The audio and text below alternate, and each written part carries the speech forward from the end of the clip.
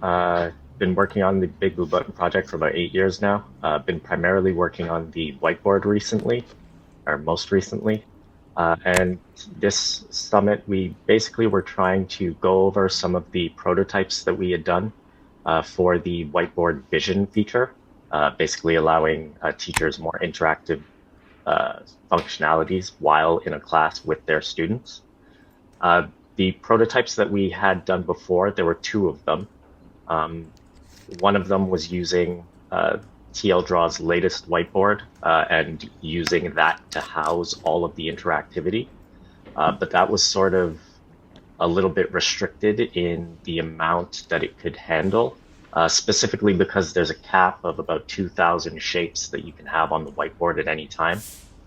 So if you had a larger class and you wanted to sort of use this feature uh, while there is a larger class, the shapes would exponentially get larger because we needed to essentially use two shapes per user on the whiteboard to sort of create their own workspace area.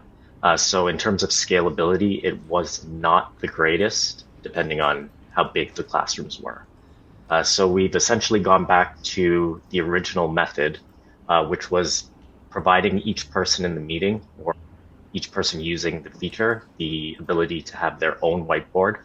So they would be able to basically have 2,000 annotations per student, regardless of how many people were in the meeting. So if you can see my screen right now, I have a meeting set up with the presenter and about 7 students. And as it stands right now, this is just how it looks when you just join the meeting. So it's all regular. We can just say this is the main room where everybody sees everything. And if we were to enable multi-user whiteboard, as per usual, this would be the presenter's mark. This would be user 1, and this would be user 2. So once multi-user whiteboard's enabled, everything's the same. Nothing changes. Everybody has access to the whiteboard and can see what everybody else is doing. So where the new feature comes in is if there was, let's say, an activity or something that the presenter wanted the students to do and force them into their own layers or rooms, similar to breakout rooms, they could just press this vision button that's been added. And as soon as it's enabled, you'll see that all of the users lost all of the shapes from the main whiteboard because now each person that's connected and available to write on whiteboards now has their own personal whiteboard. So for the students, let's just make a shape here, make a triangle for this student. And for the second student, we'll just make a square. So you have the triangle and square. And you'll notice on the presenter screen, they can't see anything. They're basically just seeing themselves because this is their own layer as well. So for the presenter, if he just wanted to write the correct answer, which let's just say is cloud, you can put that in the middle. And you'll notice that the presenter has a little tab or button up here at the top. Right now, it's just showing the ID of the user or frame that the presenter is currently looking at. So if we were to click on this, you'll see we now have this little panel that sort of pops out on the side here. And this is just now a panel or a list of all of the students in the meeting and basically what they're doing. So as this student tries to draw something, you'll see the live updates for the presenter. Same for this student. Let's make an X here. And if the presenter wants to sort of interact and collaborate with one of these students, let's say student 1, all they have to do is find their whiteboard and click on it. And you'll see that the ID has changed to the selected student. All the whiteboard annotations basically reflect whatever the student actually has. And the student actually got a notification saying that the presenter joined their collaboration.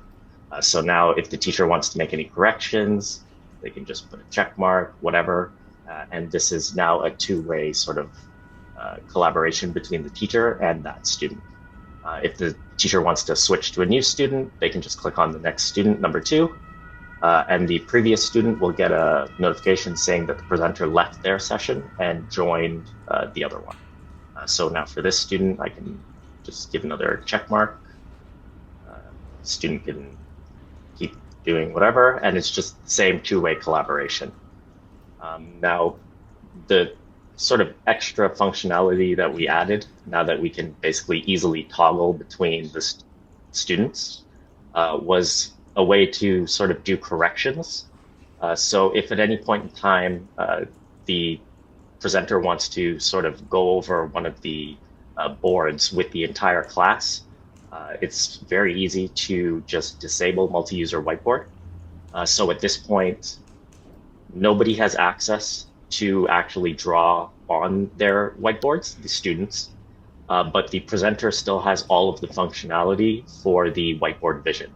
So if they wanted to go back to their own page, so this is the presenter's page at the moment with the correct answer cloud, they can push or share their annotations with the rest of the class. So if I just click share, you'll notice that all of the students' annotations end up updating with whatever the teacher's trying to share. And there's just a little sort of color scheme difference to know when you're in actual focus mode and sharing a whiteboard with the rest of the class. Once sharing is enabled, you can unshare, share, and it'll just toggle on and off for all of the students. And you can share any student's whiteboard with pretty much everybody. The one good thing about this sort of integration or setup that we have is it's going through akka a lot better than the prototypes. So even in situations like this where you may have a Whiteboard Vision on this slide, it is per slide. So if I was to go to the next slide, it would just be the regular whiteboard again with all of the settings off. And then we can just simply revert back and it'll just reload where we left off, basically. And you can see you still have access to go through any of the students. And once this is enabled, nobody can draw on the main board. So if you ever needed to get back to the main sort of annotations or the main slide outside of Whiteboard Vision, it would just be as simple as turning it off, and then you get put back into what the sort of main room had outside of Whiteboard Vision. So the only real things left for this is to provide a way for the teachers to basically save all of the whiteboard annotations in their own thing per student for review later. And we've even added sort of capability. Right now they're being sort of filtered and displayed by their IDs, but I also added a little filter here.